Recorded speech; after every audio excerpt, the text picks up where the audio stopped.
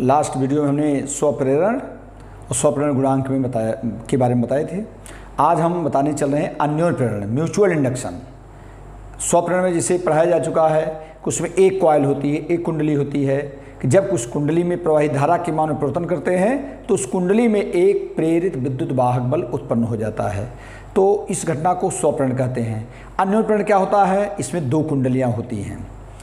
जब एक कुंडली में प्रवाहित धारा के मान में परिवर्तन करते हैं तो दूसरी कुंडली में एक प्रेरित विद्युत वाहक बल उत्पन्न हो जाता है। तो इस घटना को हम कहते हैं अन्योन्य प्रेरण। आज उसी बारे में बताने चल रहे हैं। अन्योन्य प्रेरण क्या होता है, जरा ध्यान दीजिए। हम दो कुंडलियां इसमें लेते हैं। जैसे एक कुंडली हमारी है, एक कुंडली ये है, दूसरी कुंडली ये है। जब हम पहली कुंडली में धारा जो परिवर्तित करते हैं, इस धारा में अगर परिवर्तन करते हैं, इसमें प्रवाहित धारा के मान परिवर्तन किया जाता है, तो जो दूसरी कॉइल होती है उसमें एक प्रेरित विद्युत वाहक बल उत्पन्न हो जाता है, इंड्यूस्ड ईएमएफ, प्रेरित विद्युत वाहक बल उत्पन्न हो जाता है। अगर मान लीजिए इसमें हम प्रवाहित परिवर्तन करते हैं तो इसमें उत्पन्न हो जाएगा, इसमें परिवर्तन करेंगे प्रवाहित धारा के मान में इसमें परिवर्तन करते हैं तो इसमें उत्पन्न हो जाएगा। इसी घटना को हम अन्योन्य प्रेरण कहते हैं, म्यूचुअल इंडक्शन। म्यूचुअल इंडक्शन में दो कुंडलियां हैं। एक कुंडली में जब प्रवाहित धारा के मान में परिवर्तन करें और दूसरी कुंडली में एक इंड्यूस्ड ईएमएफ प्रोड्यूस होता है, प्रेरित विद्युत वाहक बल उत्पन्न होता है, तो इस घटना को अन्योन्य प्रेरण कहते हैं। क्यों? क्योंकि जैसे प्रवाहित धारा के मान में परिवर्तन करेंगे तो दूसरी कुंडली से गुजरने वाली चुंबकीय बल रेखाओं की संख्या में परिवर्तन होगा, अर्थात चुंबकीय फ्लक्स में परिवर्तन होगा। और फैराडे के नियमानुसार जब किसी कुंडली में प्रवाहित धारा या कुंडली से बद्ध चुंबकीय फ्लक्स में परिवर्तन होता है तो उसमें एक प्रेरित विद्युत वाहक बल उत्पन्न हो जाता है।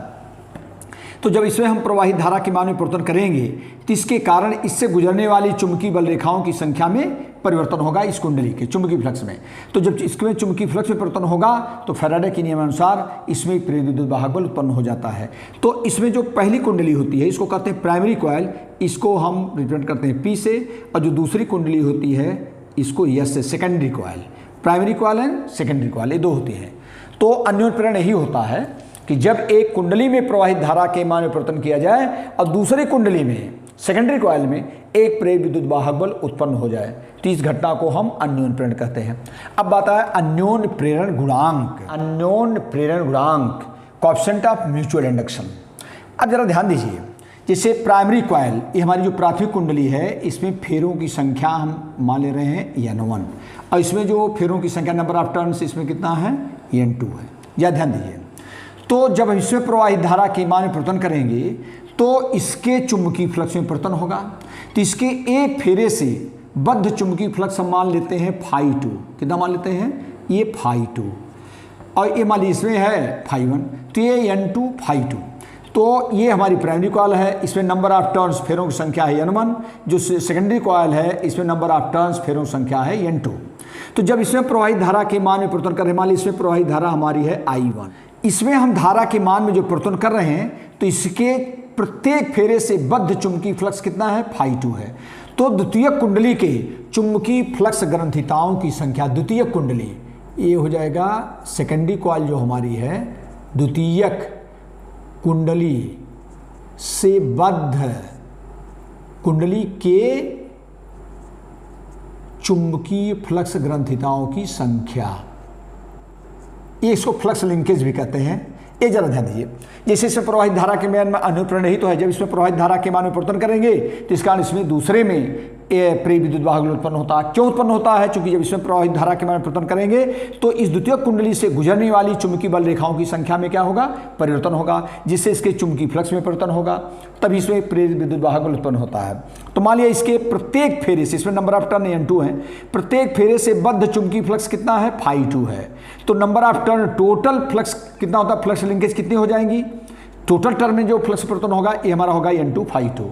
तो फ्लक्स लिंकेज संख्या ए बराबर हो जाएगा N2 φ2। लेकिन ध्यान दीजिए, ये जो N2 φ2 है, द्वितीय कुंडली के फ्लक्स ग्रंथिताओं की संख्या जो फ्लक्स लिंकेज जो होता है द्वितीय कुंडली का, सेकेंडरी कॉइल का, ये प्राथमिक कुंडली में जो हमारी करंट फ्लो होती है उसके डायरेक्टली प्रोपोर्शनल होता है। माने I1, ये जो हमारा मैग्नेटिक फ्लक्स लिंकेज है, चुंबकीय फ्लक्स ग्रंथिताओं की संख्या जो है N2 ये किस पर डिपेंड करती है, I1 पे। जितने मान इसका बढ़ाएंगे उतने इसमें बढ़ेगा ये, तो ये N2 is directly proportional to I1। माने N2 जो है I1 के अनुक्रमानुपाती होता है, प्रोपोर्शनल होता है। जरा ध्यान दीजिए, और N2 इज इक्वल टू हो जाएगा, N2 इज इक्वल टू होता है जब भी कोई प्रोपोर्शनलिटी चिन्ह हटाते हैं, अनुपातिक हटाते नियतांक रखते हैं, तो ये हमारा हो जाएगा Mi1। तो जहाँ M एक नियतांक है, कांस्टेंट है, इसी को कहते हैं अन्योन्य प्रेरण गुणांक, कोएफिशिएंट ऑफ म्यूचुअल इंडक्शन। यही हमारा है M, जहाँ M एक कांस्टेंट है जिसे कुंडली का, द्वितीय कुंडली का क्या कहते हैं, अन्योन्य प्रेरण गुणांक कहते हैं। अब जरा ध्यान दीजिए, मेन चीज यही समझना है। अब M इज इक्वल टू कितना हो जाएगा, M इज इक्वल टू ये हो जाएगा N2 अपान I1। अब यदि हम I1 का मान मान लें 1 ampere, I1 is equal to 1 ampere, जरा ध्यान दीजिए, तो ये हमारा हो जाएगा, तो M इज इक्वल टू कितना आ गया, N2। इस आधार पर इसकी एक डिफिनेशन निकालते हैं। इसका मतलब दो कुंडलियों के बीच अन्योन्य प्रेरण गुणांक किसके बराबर आ रहा है, द्वितीय कुंडली के चुंबकीय फ्लक्स ग्रंथिताओं की संख्या के बराबर आ रहा है। लेकिन कब बराबर आ रहा है, जब प्राथमिक कुंडली I1 हमारा क्या है, ये प्राइमरी कॉइल्स है, जब प्राथमिक कुंडली में प्रवाहित धारा कितना हो, एकांक हो, 1 एम्पियर हो।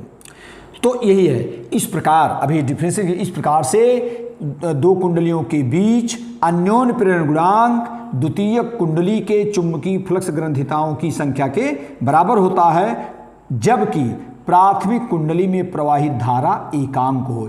ये जो हमारी करंट पर फ्लो हो रही है प्राथमिक कॉइल में, प्राइमरी कॉइल में, इसका मान क्या एम्पियर हो, 1 एम्पियर। ये इसकी डिफिनेशन बन गई। एक बार फिर से बता दें, इस प्रकार से दो कुंडलियों के बीच अन्योन्य प्रेरण गुणांक द्वितीय कुंडली के चुंबकीय फ्लक्स ग्रंथिताओं की संख्या के बराबर होता है, सेकेंडरी कॉइल के फ्लक्स लिंकेज के बराबर होता है, जबकि प्राइमरी कॉइल में प्राथमिक कुंडली में प्रवाहित धारा एकांक हो, एकांक मीन्स 1 एम्पियर हो। एक डिफिनेशन हो गई। दूसरा हो जाता है फैराडे के द्वितीय नियम से, फैराडे के द्वितीय नियम से, या ध्यान दीजिए, द्वितीय नियम क्या है, किसी कुंडली में उत्पन्न प्रेरित विद्युत वाहक बल, कुंडली में उत्पन्न प्रेरित विद्युत वाहक बल चुंबकीय फ्लक्स परिवर्तन की ऋणात्मक दर के समानुपाती होता है। ये फैराडे का द्वितीय नियम है।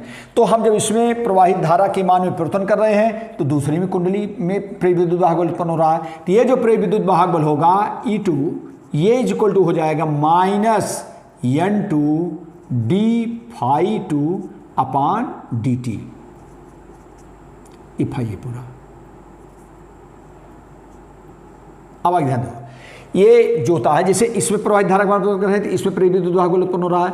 तो जो प्रेरित विद्युत वाहक बल उत्पन्न होता है फैराडे द्वितीय नियम में है कि कुंडली में, किसी कुंडली में उत्पन्न प्रेरित विद्युत वाहक बल चुंबकीय फ्लक्स परिवर्तन की ऋणात्मक दर के समानुपाती होता है। पीछे पढ़ाया जा चुका है, इक्वल टू होता है -N d∅ अपान dt। N क्या है, number of turns in the coil, कुंडली में फेरों की संख्या, और d∅ अपान dt है फ्लक्स परिवर्तन की दर। तो कुंडली में उत्पन्न प्रेरित विद्युत वाहक बल फ्लक्स परिवर्तन की दर के ऋणात्मक के समानुपाती होता है। तो ये तुम्हारा है, तो E2 इक्वल टू हो जाएगा -N2 d∅2 अपान dt। और हम इसी में नीचे लिख दे रहे हैं, E2 इक्वल टू ये हो जाएगा -d∆ अपान dt। हम इस N2 को अंदर ले गए, और चूंकि अभी पीछे पढ़े हो, चूंकि N2 इक्वल टू होता है Mi1, लिख देंगे चूंकि N2 is equal to Mi1, ये पहला जो हमारा ये आया था। तो अब N2 इक्वल टू Mi1, जहाँ पहले बताए हैं, तो द्वितीय कुंडली के चुंबकीय फ्लक्स ग्रंथिताओं की संख्या प्राथमिक कुंडली में प्रवाहित धारा I1 के समानुपाती होता है। तो N2 directly proportional to I1 और N2 इक्वल टू Mi1। तो ही N2 के स्थान पर हमने क्या रख दिया, Mi1। इसलिए E2 इक्वल टू ये हमारा हो जाएगा -d∆Mi1, वही N2 के स्थान में Mi1 लिख दिया, अपान dt। चूंकि m हमारा कांस्टेंट है, इसलिए E2 इक्वल टू हो जाएगा -M-di1 अपान dt। अब जरा ध्यान दीजिए, या इसी को हम लिख सकते हैं M इक्वल टू, चूँकि हमको M की डिफिनेशन निकालना है, M इक्वल टू हो जाएगा -E2 अपान di1/dt। अब जरा ध्यान दीजिए, यदि हम इसी फिर मान लें, यदि di1/dt is equal to 1 ampere प्रति सेकेंड, 1 एम्पियर प्रति सेकेंड। अब आगे ध्यान दो, इसलिए तो जब हम इसका मान 1 एम्पियर प्रति, तो m इज इक्वल टू आ जाएगा, m इज इक्वल टू हो जाएगा -E2। माइनस क्यों लगता है? क्योंकि लेंज का नियम तुमको पढ़ाया गया है, माइनस हम जो यहाँ लगाते हैं, ये माइनस जो लगाते हैं, ये इसलिए लगाते हैं माइनस यहाँ पर। जरा ध्यान दो कि कुंडली में उत्पन्न प्रेरित विद्युत वाहक बल सदैव उस कारण का विरोध करता है जिसके द्वारा स्वयं उत्पन्न होता है। तो चूंकि ये फ्लक्स परिवर्तन का विरोध करता है, इसलिए यहाँ पर माइनस साइन लगाया जाता है। तो ई बराबर इसका मतलब, अब अच्छा यहाँ फिर आ जाओ, माइनस साइन क्यों लगता है मैंने बताया, इसका मतलब m जो है E2 के बराबर है। इसका मतलब दूसरी डिफिनेशन यह है, किसी दो कुंडलियों के बीच अन्योन्य प्रेरण गुणांक द्वितीय कुंडली में उत्पन्न प्रेरित विद्युत वाहक बल के बराबर होता है। दो कुंडलियों के बीच अन्योन्य प्रेरण गुणांक द्वितीय कुंडली में उत्पन्न प्रेरित विद्युत वाहक बल के बराबर होता है। लेकिन कब बराबर आया है? जब प्राथमिक कुंडली में di1/dt, I1 मीन्स प्राथमिक कुंडली में धारा परिवर्तन की दर di1/dt, rate of flow of current, धारा परिवर्तन की दर एकांक हो, मतलब 1 एम्पियर प्रति सेकंड हो।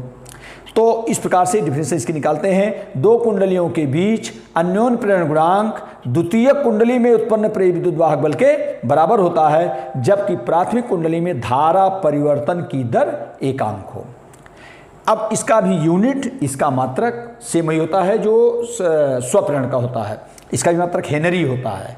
हेनरी से छोटा मात्रक होता है मिली हेनरी।